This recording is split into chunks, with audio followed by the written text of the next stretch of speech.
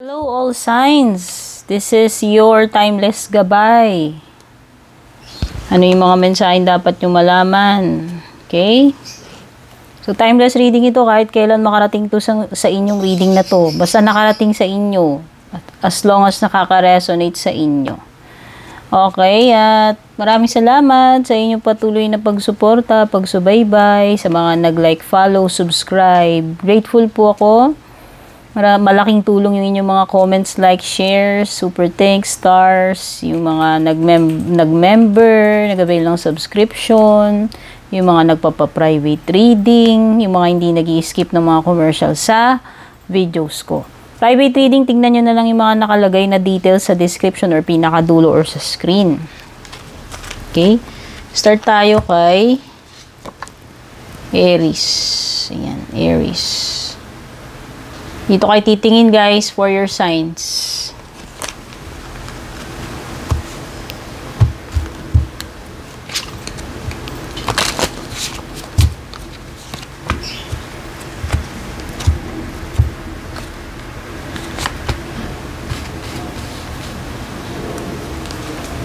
Baka may matatanggap ka or may paparating sa iyo Aries, be ready to receive daw, sabi ng card. Yan. Be ready to receive.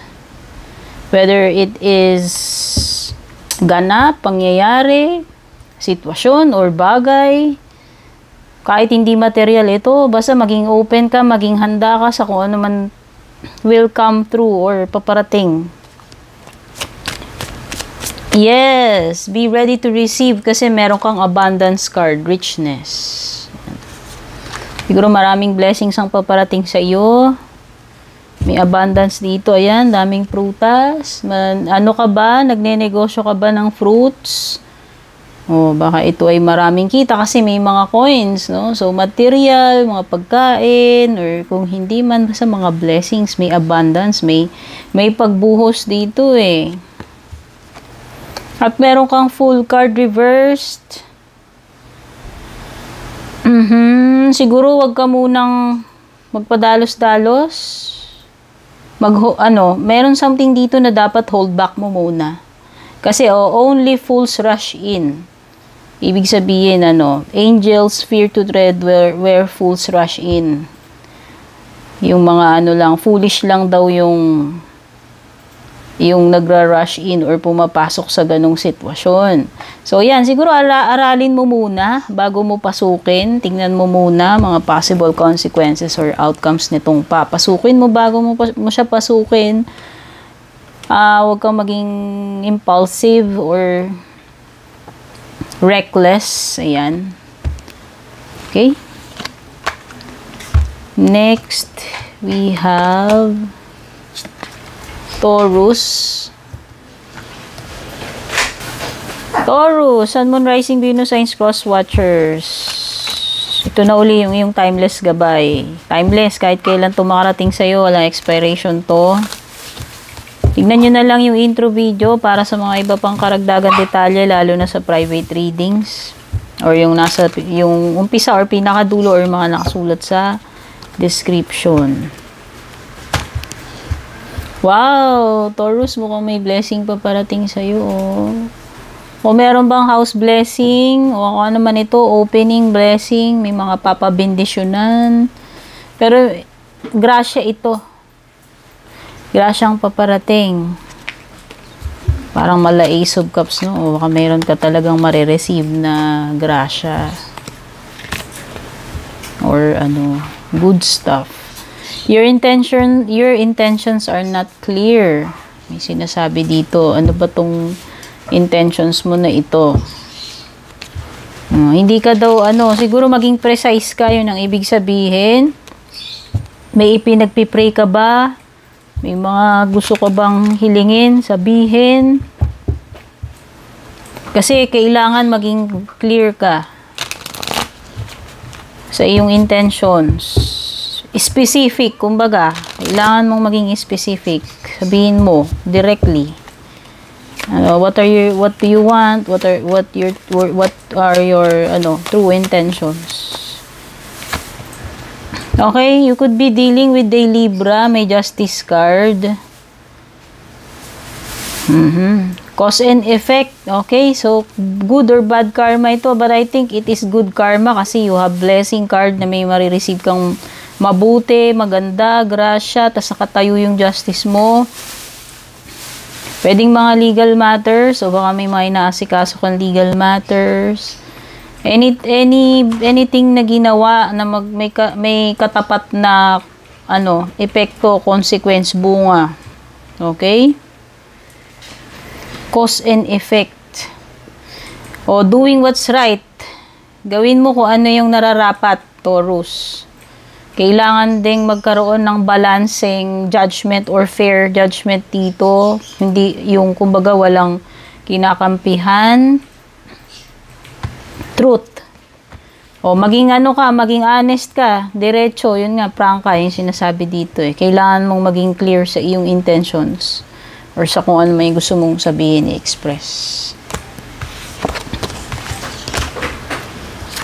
Gemini, Sun, Moon, Rising, Venus, Signs, Cross Watchers. Ito na yung uli yung timeless gabay mo, Gemini. Panoorin mo na lang yung pinaka-umpisa or pinaka-dulo. Kung interesado ka sa private reading ko or yung tignan mo yung mga nakasulat sa description.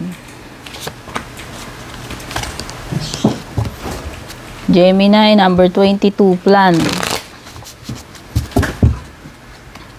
Mukhang may mga pinaplano kang gawin. Ano to? Goals. Ay, spiritual bath is recommended. Ibig sabihin kailangan ng cleansing, detox. Gemini. O baka pinaplano mo yun. Baka parang meron ka, kasi may binabanggit about plan eh. Either magwo-work yung pinaplano mo or not, no? Dalawang bagay lang yan. May sasagawa mo or hindi yung pinaplano. Or magkakaroon ba ng magandang outcome or hindi yung pinaplano. Kasi meron ditong pagpaplano at meron ditong kailangan mo ng cleansing, detox.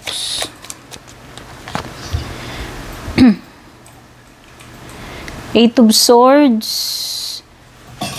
Etong pagdi-detox, cleansing, pagdi-declutter, anything. Pwedeng mga yan, yung mga iniisip, mga emotions, etc. Pagpapagpag ng mga negative energies yan.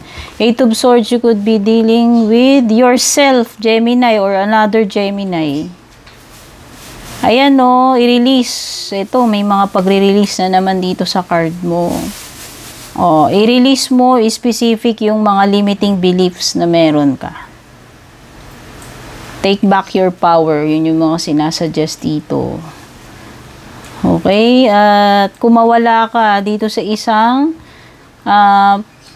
sitwasyon na ikaw lang din mismo yung nakukulong sa sarili mo because of limiting beliefs. Yung self-doubt, insecurities, fears. Okay? You need to set yourself free sa kung ano man ito. You need to take back your power or i-conquer mo yung iyong own demons or self-doubt. Okay? Navigate yourself,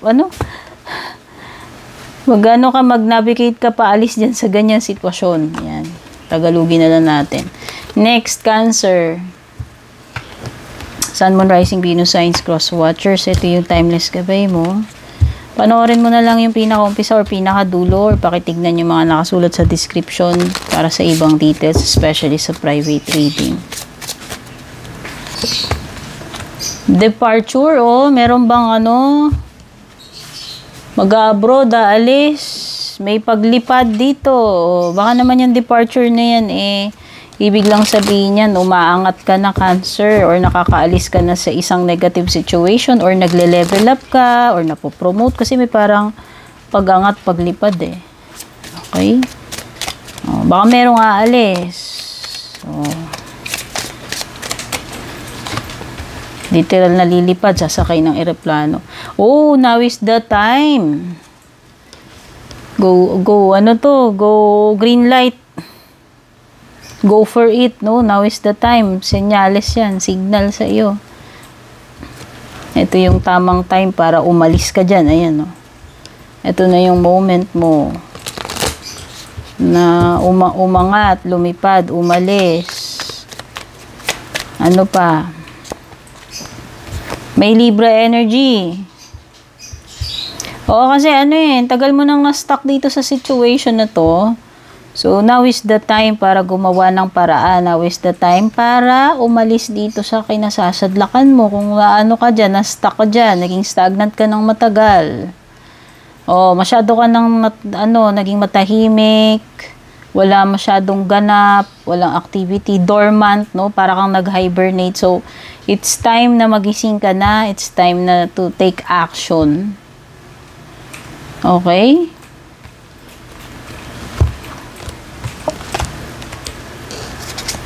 Leo, Sun, Moon, Rising, Venus, Signs, Cross Watchers.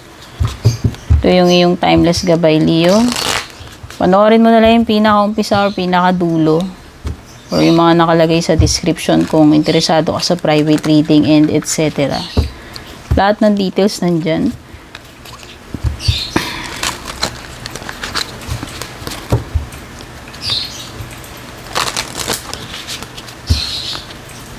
Ay, Leo. Beauty, number 4. Wow, ano yung beauty na yan? Okay, tingnan natin.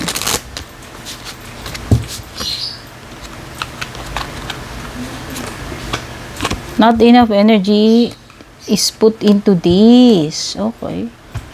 So, mukhang kailangan mo pang dagdagan yung effort mo, Leo, kung meron kang gustong i-improve, pagandahin, kasi specific dito, merong something about beauty, or, oo, pero parang kulang sa galaw, kulang sa effort. Okay? So, kung gusto mo naman talagang gumanda yung takbo ng buhay mo, or kung ano mang situation mo yan, or sa sarili mo, kung gusto mo talagang i-upgrade, mag-improve, syempre kailangan ng effort. Kaya lang pwedeng yung iba sa inyo, parang hindi ko alam, not enough energy. So pwedeng hindi sapat yung motivation, inspirasyon, ano pa, or baka talagang kulang ka sa energy, wala kang lakas ngayon, wala kang time, hindi ko alam Kulang sa pushing power, kulang sa fuel ito para maganap itong magandang bagay na gusto mong mangyari. Okay? At meron kang 10 of coins dito, Virgo energy. Baka may nakakadil kang Virgo. Yes, mukhang may kinalaman sa kabuhayan mo to, pera, long term, Leo. So, kung talagang gusto mong gumanda ang buhay mo, ang financial mo, negosyo mo man yan, o kung ano man ito, kailangan mong mag-invest. Oo. Kailangan mo mag-invest. Hindi daw enough itong ini-invest mong energy dito. Time or whatever. Para para ma-improve mo, mapaganda mo kung ano yung tinutukoy dito. Okay? Virgo, Sun, Moon, Rising, Venus, Signs, Cross Watchers. Ito yung timeless gabay mo, Virgo. Panoorin mo na lang yung pinaka-umpisa or pinaka-dulo, or pakitignan yung mga nakasulat sa description kung interesado ka sa private reading ko and etc. Lahat ng details, pati link nandyan. Commerce. Okay, mukhang may mga dito negosyo, transactions, pakikipag, networking, pakikipag-bargain. Taking a break will allow you to recharge. Okay. Baka masyado ka nang naging masipag, Virgo, lately. Baka overdo mo na yung pagtatrabaho o pagninegosyo mo. Dami ng sale. Siguro kailangan mo munang magpahinga. Take a break muna. Para may lakas uli, para makabenta uli, or para makapag-business uli. O baka naman meron kang kailangang i-replenish, no? Hindi ko alam kung kailangan mo bang bumawi pagdating sa pera. Basta kailangan mo muna mag-break. Yun lang yun. Hindi ka magiging, hindi mo ma-reach yung full potential mo pagka kulang-kulang yung energy mo pag wala kang pahinga. puro ka trabaho, kailangan mo rin pahinga. Kailangan din mag-recharge. Kumbaga sa cellphone, nalo-lowbat, di ba? O baka lowbat ka na, yun o. Yun ibig sabihin. Kailangan mo lang muna magpahinga. Yun lang yun. Hindi man ibig sabihin na hindi ka na babalik, titigil ka na. May star card ka dito. Pwedeng may Aquarius energy. Oo, lowbat ka na. Kasi ayan, wala ka na talaga energy sa star card mo.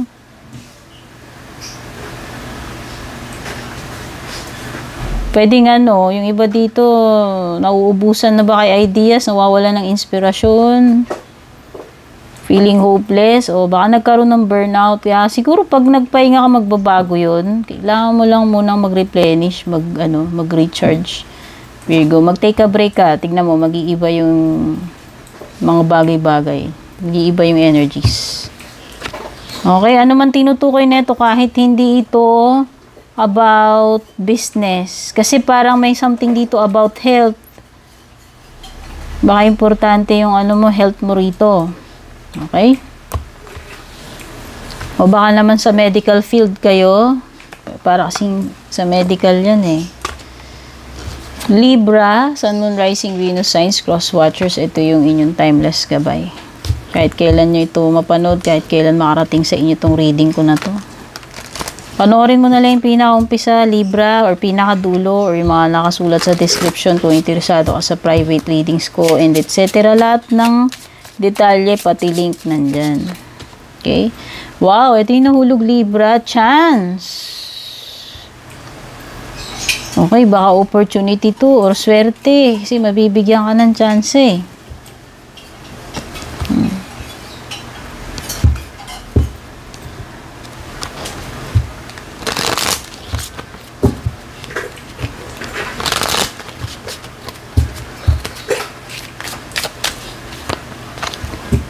Your practicality is helping. Oy, at least tama yung ginagawa mo, Libra. Yung pagiging practical mo, ipagpatuloy mo yan. Kasi nakakatulong siya doon sa goal mo or dito sa sitwasyon mo. Ito na yung big break mo, ito na yung chance mo. Okay? Nakikita ko dyan, may opportunity para sa'yo, Libra. Yeah, ipagpatuloy mo yung pagiging practical, wise mo. Yan, dyan sa ginagawa mo. Nagpe-pay off na yung mo, mga ginagawa mo, Libra. Okay, ito. High Priestess. O, pwedeng Scorpio energy daw. Ito yung subconscious mind mo, Libra. May sinasabi sa'yo. Baka may ka dyan. Yung intuition mo, pakinggan mo at this time kung ano man to, tungkol saan ba tong bagay na ito. Or kailangan mong mag-dive deep into something. Malalim tong bagay na to kasi priestess to eh. Mysterious. Oo. Para kang magsusolve ng mystery dito, malalim kasi may something na hidden dito sa priestess card mo. Pero yan nga, gamitin mong guide or compass yung iyong intuition pagdating dito sa bagay na to. Next is Scorpio, Sun, Moon, Rising, Venus, Signs, Cross Watchers, timeless gabay mo to. Kahit kailan mo ito mapanood, Scorpio, kung kailan makarating sa itong reading ko. Panoorin nyo na lang yung pinaka-umpisa or pinaka-dulo or mga nakasulat sa description kung interesado kayo sa private reading ko, etc. Nandyan lahat ng details, pati link. May commerce ka. Sabihin ka pareho mo kanina. Parang may nakakuha niyan. Si Virgo yata.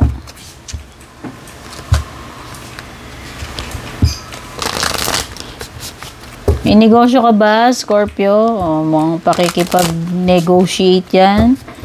Pakikipag-transact. Ano man yan. Pero pwedeng may kinalaman sa negosyo. Komersyo. O, diba? Or pag marketing. Ewan ko, sa sales ka ba? Or sa marketing? Or sa medical? Kasi parang merong symbol ng medicine dyan.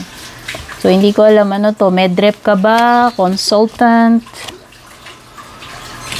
Okay, or meron ka bang negosyo? na related sa medicine or profession mo ba is a medical practitioner, kasi pwedeng may mga ganun, o mga bagay na related doon, business o medical concerns, etc. Yes, this will succeed. Ayan, whatever itong ipinopropose mo or ipinopropose sa'yo, o ang business, o ano naman itong new project mo, goal mo na related sa mga binanggit ko kanina, magsasucceed daw siya, Scorpio. So, magandang senyales yan.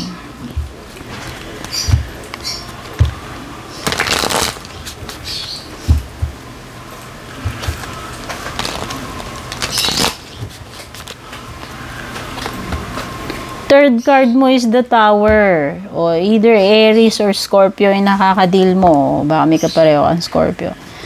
Okay. Something na unexpected lang naman ito. Yung namin Tower. Something na hindi mo maiwasan. Nung yayari na lang talaga siya. Or biglang surge ng energy no? Para kang nakidlatan. Parang bigla kang, bigla ka na lang na-excite. Punong-puno ng enthusiasm. May spark Wow. Merong revelation dito. Basta anything na biglaan ito. Anything na biglaan. Pero pwedeng mag-create ng problema. Chaos, pwede. Kasi si Mars. Okay?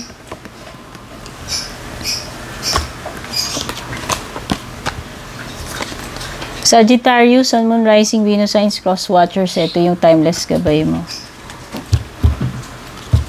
Panoorin mo na lang yung pinaka-umpisa, pinaka-dulo, or yung mga nakasulat sa description. Pakitignan kung interesado ka sa private reading ko. At iba pang detalye, nandyan lahat, pati link.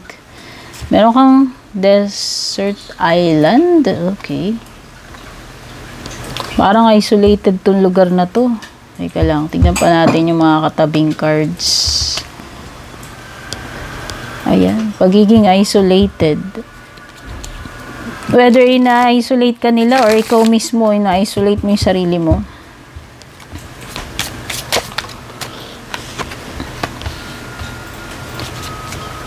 Trust your intuition about this situation. Pagiging out of reach, disconnected, or nasa alanganing lugar, nasa unknown territory or place. Yun yung napipil ko. Something na pwedeng wala kang alam dito sa lugar na to, sa nangyayari na to. It could be a place, situation, or feeling.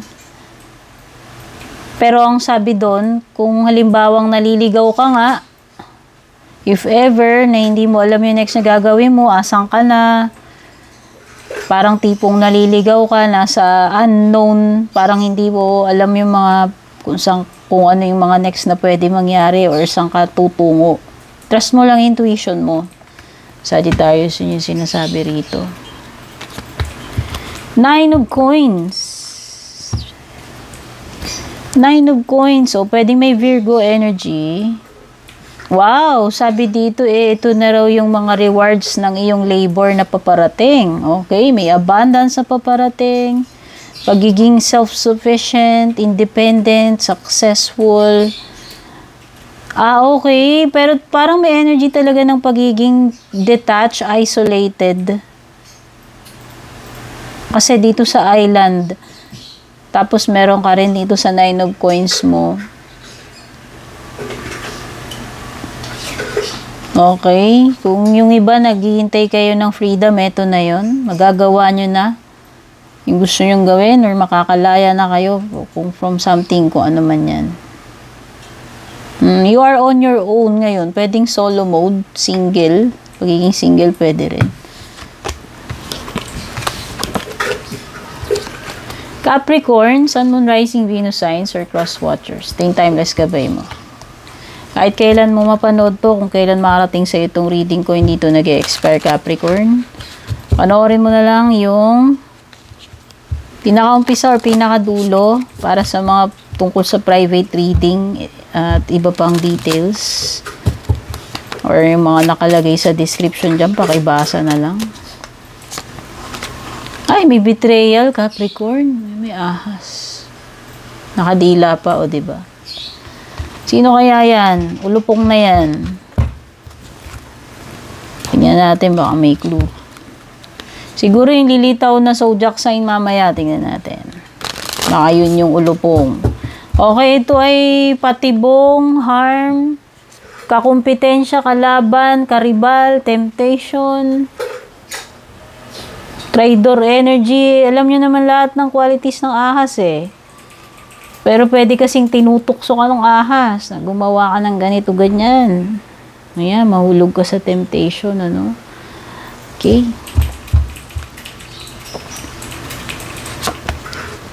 In a few months daw, timing yung lumitaw eh. Okay. O baka parating pa lang to. O, pinredict pa lang kasi may betrayal and then a few months pa. Siguro nga, hindi pa sa ngayon yan pero at least naaaninag na dyan. Tingnan na lang natin yung clue, final clue dito.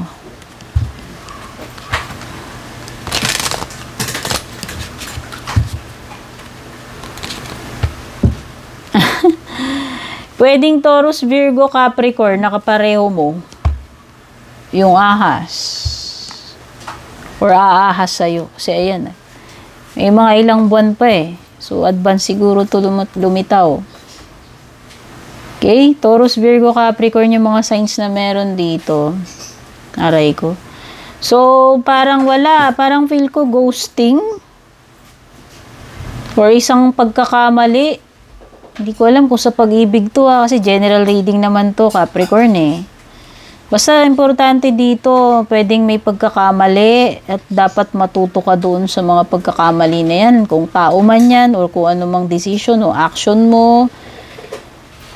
Pero may procrastination dito, which is true kasi may a few months. So may delay. Kasi nga may pagpo-procrastinate dito eh. Okay, pwede ring may bad news daw. Okay?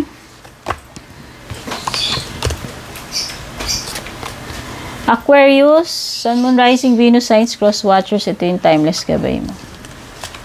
Panoorin mo na lang yung pinaka-umpisa or pinaka-dulo, Aquarius, kung interesado ka sa private reading ko or pakitignan yung mga nakasulat sa description dyan. Walang expiration to, Aquarius. Si timeless reading nga ito. Kung kailan man makarating sa iyo tong reading ko, basta nahanap ka nito, baka para sa iyo to. Capricho. Oh, sino to? Energy mo ba yan or energy ng person na nakakadil mo? Mas inuuna pa yung mga capricho. Pagiging vain. Pagiging irrational. What else? Okay? Alam niyo naman yun eh, pag inuuna yung capriccio eh, inuuna yung mga hindi dapat unahin. Kumbaga, hindi naman necessary, pero ipinipilit, yun yung ginagawa. Okay? Whether ikaw yun, yung taong nakakadil mo. There is not enough confidence to fuel the situation. Okay? Kulang. Ikaw man ito, yung person na nakakadil mo, kulang yung pushing power. Or merong something, may element or ingredient na kulang para mag-push through yung sitwasyon. Para mag-continue or magkaroon ng movement, paggalaw, ng progress, para umandar, sabihin na natin. Okay? Kulang sa gasolina. Kulang sa gasolina yan, Aquarius. So, magpa-full tank ka na or i-refuel mo na yan. Kasi wala mangyayari, hindi aandar. Okay? Kasi may mga ibang inuuna na hindi naman dapat yun yung unahin. Okay? Third card mo, so yan, ang zodiac sign na lumitaw dito is Scorpio. Bakit? Bakit tayo umusad? Kasi pwedeng depressed, walang motivation, walang inspirasyon, walang gana, walang lakas ng loob, walang confidence. Kasi hindi pa naka-move on, naka-focus sa past. May mga emotional baggages dito. Merong mga bagay na ina-avoid tanggapin. nire-resist yung mga pagbabago o yung kung ano man yung dapat harapin. Okay? Nagdedwell sa past, nagdedwell sa wala na, nagdedwell sa loss, may mga regret, di maka get over, hindi matanggap, ayan. Okay? Yun yung problem, kaya walang pag-usad. Next, Pisces, last but not least, ito yung timeless gabay mo, Pisces. Kahit kailan to mapanood, timeless reading to, kung kailan makarating sa'yo to, Pisces. Kung interesado ka sa private reading ko, panoorin mo na lang yung umpisa or pinakadulo or pakibasa yung mga nakasulat sa description. Sun, Moon, Rising, Venus signs. Lahat welcome dito. Pati cross watchers. Ay, Pisces, mag-ingat ka, may magnanakaw. Mga agaw or magnanakaw? Mag-ingat, no? O, pwedeng sulutero, sulutera, o literal na mandarambong magnanakaw. May thief. May pagnanakaw dito nang hindi kanya. Okay, pangunguha, pangungupit, whatever. So, pag may theft, ibig sabihin, pwedeng may mawawala sa'yo. So, maging maingat ka, maging vigilant ka para hindi ka mawalan, manakawan, madukutan, or masulutan. Kung ano may hindi nutukoy dyan. Brand new, stable beginning. Wow, ang ganda naman. So, pwedeng career yan, pwedeng romantic, kung ano man yung tumutugma sa inyo. Or pwedeng para sa sarili mo. Hindi lang naman sa relationship yung pagsisimula eh. Pero merong something na bago. At makakapagsimula ka, Pisces. Yun ang pinaka maganda dyan. O, diba? Kung meron man mawala sa'yo, hindi naman natin masasabi eh. Kasi may theft eh. Pwede kasing makuha talaga, ma-lost. Okay? Eh, at least makakapagsimula ka. Okay? Meron pa ring sabi nga nila pag may nawawala sa atin eh pinapalitan ng langit yun. No? Baka ganun. Kung mawala man sa'yo to, Pisces, makakapagsimula ka pa uli. Okay? Yan. May kapalit yan, kumbaga. Ay, may the Devil card. So, Devil card is Capricorn energy. Ba, may Capricorn ka nakakadil dito. Oh, strings attached. Pagiging, obsessive. Pagkagumon. Sa isang relationship man to, sa bagay, o sitwasyon. Basta nawawalan ka ng control sa sarili mo. Hindi mo mapigilan yung sarili mo dito. Lalo kang nababaon, lalo kang na-attach dyan, hindi mo mapigilan, hindi mo matiis, hindi mo maiwanan. Hirap kasi merong matinding attachment, obsession, addiction. Okay? O, pwedeng itong isang toxic person, a toxic situation, o sarili mong toxicity, Pisces. Why not? Pwede rin naman. Pwede namang, minsan ang problema natin, sarili natin, hindi lang naman laging ibang tao, no? Or hindi lang naman laging outside forces. So, yan lang. Okay. Pagiging masyadong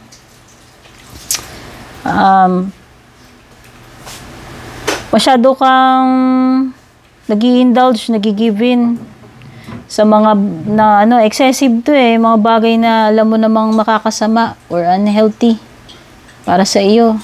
Okay? So, ikaw din naman ang magpapalaya sa sarili mo dito. Pagdating dito sa card na to. Okay, Pisces and all signs, I hope nagustuhan ninyo itong reading ninyo or sana makatulong sa inyo. Love you all. Take care. God bless. Babush. And kung balak nyo pong mag-book or mag-inquire ng personal readings ko, basahin nyo lamang po itong nakasulat sa screen or yung nakalagay sa description.